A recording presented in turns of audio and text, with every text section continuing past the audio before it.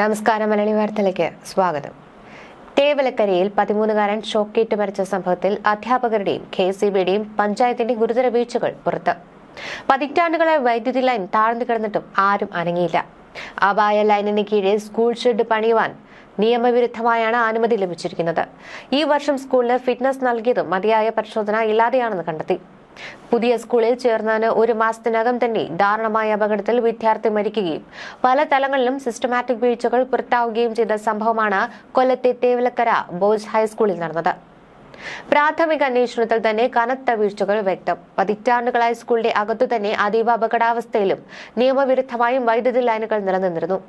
ഇത്തരത്തിൽ ലൈൻ താഴ്ന്നു കിടക്കുന്ന സാഹചര്യത്തിൽ അതിന് കീഴിലായി സ്കൂൾ അധികൃതർ ഷെഡ് പണിയുവാൻ അനുമതി ലഭിച്ചത് എങ്ങനെയാണെന്നത് നിർണായകമായ ചോദ്യമായി ഉയർന്നു. അധികം സ്പേസ് ഇല്ലാതെയാണ് ലൈൻ കടന്നുപോകുന്നത്. സൈക്കിൾ ഷെഡിന്റെ മേൽവശം വരെ ഈ ലൈൻ എത്തിപ്പെടുന്നത് അപകടം ക്ഷണിച്ചതായി കഴിഞ്ഞ ദിവസം തെളിയുന്നു. 2024-25 അധ്യയന വർഷത്തിന് സ്കൂളിന് വിദ്യാഭ്യാസ വകുപ്പ് നൽകിയ ഫിറ്റ്നസ് അനുമതി സുരക്ഷാ പരിശോധനകളില്ലാതെ നൽകിയതാണെന്ന തിരിച്ചറിവ് ഇപ്പോൾ കൂടുതൽ പ്രതിഷേധങ്ങൾക്ക് വഴിയൊരുക്കിയിരിക്കുകയാണ്. ഈ കാര്യത്തിൽ വിദ്യാഭ്യാസ വകുപ്പിന്റെ പിഴവുകൾ വെളിച്ചത്തിൽ വന്നിട്ടുണ്ട്. സംഭവത്തിൽ പ്രധാന അധ്യാപികയ്ക്കെതിരെ നടപടിയുണ്ടാവുമെന്ന് വിദ്യാഭ്യാസ വകുപ്പ് ഉറപ്പിച്ചിട്ടുണ്ട്. പ്രധാന അധ്യാപികയെ താൽക്കാലികമായി സസ്പെൻഡ് ചെയ്യുവാനാണ് തീരുമാനിച്ചത്. അതേസമയം പോലീസ് ഇതുവരെ സ്കൂൾ മാനേജ്മെന്റിന്റെ മുഴുവൻ അംഗങ്ങളുടെ മൊഴികൾ രേഖപ്പെടുത്താതെ പോകുന്നത് വിമർശനത്തിന് വഴിവെച്ചിരുന്നു. അസ്വാഭാവിക മരണമെന്ന നിലയിൽ പോലീസ് കേസെടുത്ത് അന്വേഷണം ആരംഭിച്ചിട്ടുണ്ട്. ശാസ്താംകോട്ട ഡിവൈഎസ്പിയുടെ നേതൃത്വത്തിലാണ് അന്വേഷണം നടക്കുന്നത്. ഇവരോടൊപ്പം ബാലാവകാശ കമ്മീഷനും ശിശുക്ഷേമ സമിതിയും സ്കൂളിൽ നേരിട്ടെത്തി പരിശോധന നടത്തി. വിദേശത്തുള്ള അമ്മ സുജ ഇപ്പോൾ തുർക്കിയിലാണ്. ഹോം നഴ്സായി കുവൈറ്റിൽ ജോലി ചെയ്യുന്നതിനിടെയാണ് അവിടെ നിന്ന് വിനോദയാത്രയ്ക്കായി അവർക്കൊപ്പം പോയത്. മകന്റെ മരണ വാർത്ത ഏറ്റവും ഒടുവിലായി ബന്ധുക്കൾ അറിയിച്ചതോടെ നാളെ രാവിലെയോടെയാണ് നാട്ടിലേക്ക് എത്തുക. അതിനുശേഷം സംസ്കാര ചടങ്ങുകൾ നടത്തും. അതുവരെ മിഥുന്റെ മൃതദേഹം ആശുപത്രി മോർച്ചറിയിൽ സൂക്ഷിക്കും. KSU, ABVP, ഫ്രറ്റേണിറ്റി തുടങ്ങിയ വിദ്യാർത്ഥി സംഘടനകൾ വിദ്യാർത്ഥിയുടെ മരണത്തിനെതിരെ ശക്തമായ പ്രതിഷേധം പ്രഖ്യാപിച്ചിരിക്കുകയാണ്. വിദ്യാഭ്യാസ ബന്ദിനും ആഹ്വാനം നടത്തിയിട്ടുണ്ട്. നിയമലംഘനവും ജീവൻ പോയ അപകടനയും ചോദ്യം ചെയ്ത് ഇന്നും സ്കൂളിനും KCBക്കുമെതിരെ പ്രതിഷേധങ്ങൾ തുടരും. സംഭവ സ്ഥലത്തും സ്കൂളിലും കനത്ത പോലീസ് സന്നാഹം നിർത്തിയിട്ടുണ്ട്. തേവലക്കര ബോയ്സ് ഹൈസ്കൂളിൽ ഇന്ന് അവധി പ്രഖ്യാപിച്ചിരിക്കുകയാണ്. മിഥുന്റെ മരണത്തിൽ അന്വേഷണം കാര്യക്ഷമമായി നടന്നില്ലെങ്കിൽ അതിന്റെ ദോഷം ദീർഘകാലം വരാം. ഇത്തരം അപകടങ്ങൾ ആവർത്തിക്കാതിരിക്കാൻ എല്ലാ സ്കൂളുകളും വൈദ്യുതി സുരക്ഷയുടെ കർശന പരിശോധന, കൃത്യമായ അനുമതികൾ, പ്ലാനിംഗ് സംവിധാനങ്ങൾ എന്നിവ ഉറപ്പുവരുത്തേണ്ടതുണ്ട്. വിദ്യാർത്ഥിയുടെ ജീവൻ വിലപ്പെട്ടതാണ്. അതിന് തുല്യമായി പ്രതികരിക്കുക എന്നതാണ് നമുക്ക് ചെയ്യാൻ കഴിയുക. സ്കൂൾ പരിസരത്ത് മതിയായ ഓപ്പൺ സ്പേസ് ലഭ്യമായിരുന്നിട്ടും 3 ഫേസ് ലൈൻ തൊട്ട് താഴെയായിട്ടാണ് സൈക്കിൾ ഷെഡ് പണിതത്. അതുവഴി ഒരു കുട്ടിയുടെ ജീവനാണ് നഷ്ടമായത്. സ്കൂൾ മാനേജ്മെന്റും KCBയും ഇടപെട്ടതിൽ പ്രാദേശിക തലത്തിൽ നിലവിലുണ്ടായിരുന്ന വൈദ്യുതി ലൈനിന്റെ ഭീകര അപകട സാധ്യതയെ അനാസ്ഥയോടെയാണ് സമീപിച്ചത്. സുരക്ഷാ മാനദണ്ഡങ്ങൾ പൂർണ്ണമായും അവഗണിച്ചതിന്റെ പ്രത്യാഘാതമാണ് കഴിഞ്ഞ ദിവസം ഒരു കുഞ്ഞിന്റെ മരണത്തിന് ഇടവരുത്തിയത്. റോഡിൽ നിന്ന് 5 അടി താഴ്ചയിലാണ് സ്കൂൾ മൈതാനം. ഇവിടെ 100 മീറ്ററിലധികം നീളത്തിലാണ് വൈദ്യുതി ലൈൻ വലിച്ചിട്ടുള്ളത്. ഇടയ്ക്കൊന്നും തൂണുകളില്ലാത്തതിനാൽ ലൈൻ ചാഞ്ഞ് സൈക്കിൾ ഷെഡിന്റെ മേൽക്കൂരയോട് ചേർന്ന് കിടക്കുകയാണ്. മെയ് മാസത്തിൽ സ്കൂൾ തുറക്കുന്നതിന് മുൻപ് വിവിധ വകുപ്പ് അധികൃതരുടെ യോഗം ചേർന്നിരുന്നു. ഈ യോഗത്തിൽ ഇതേപ്പറ്റി ചർച്ചകൾ ഉണ്ടായെങ്കിലും തുടർ നടപടികൾ എടുക്കുവാൻ ആരും താൽപര്യം കാട്ടിയില്ല. കഴിഞ്ഞ ദിവസം രാവിലെ 9 മണിയാകുമ്പോൾ തന്നെ തേവലക്കര ബോയ്സ് സ്കൂൾ മൈതാനത്ത് ആരവങ്ങൾ നിറഞ്ഞു. പ്ലാസ്റ്റിക് കുപ്പിയും ചെരുപ്പും പന്താക്കിയുമുള്ള ഫുട്ബോൾ കളി, ചെളിവെള്ളം ചവിട്ടിത്തെറിപ്പിച്ച് കളിസ്ഥലത്തുകൂടിയുള്ള ഓട്ടം, കൂട്ടുകാരെ ഉച്ചത്തിൽ വിളിച്ചും കുറുമ്പ് കാട്ടിയും വിദ്യാലയ മുറ്റത്തവർ ഉത്സവാന്തരീക്ഷം ഒരുക്കി. അച്ചടക്കം ഉറപ്പുവെക്കുവാൻ അധ്യാപകർ മൈതാനത്തും ക്ലാസ് മുറികൾക്ക് സമീപം ഉണ്ടാകാറുണ്ട്.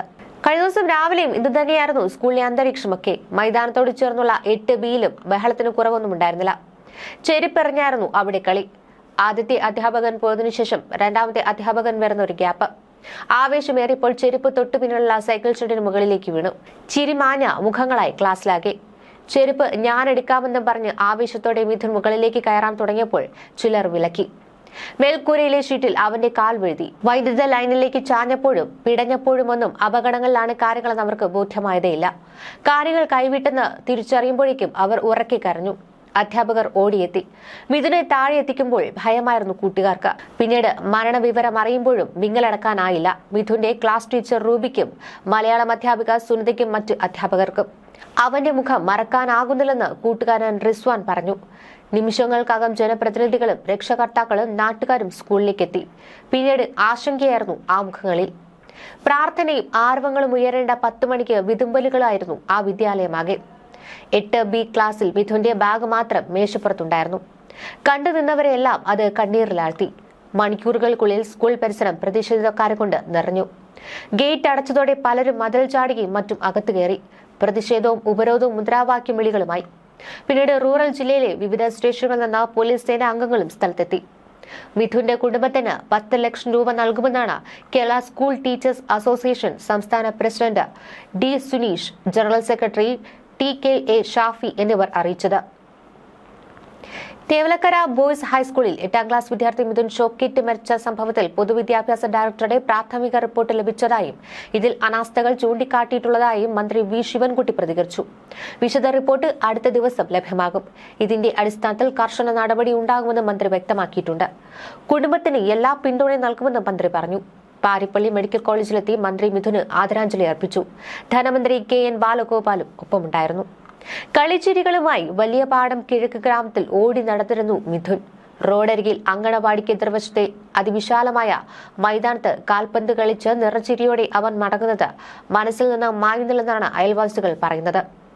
ഇല്ലായ്മകൾ ഉണ്ടായിട്ടും എല്ലാം മറന്ന് ഉല്ലസിച്ചു നടന്നിരുന്ന അവൻ മനുവിന്റെയും സുജയുടെയും പ്രതീക്ഷയായിരുന്നു.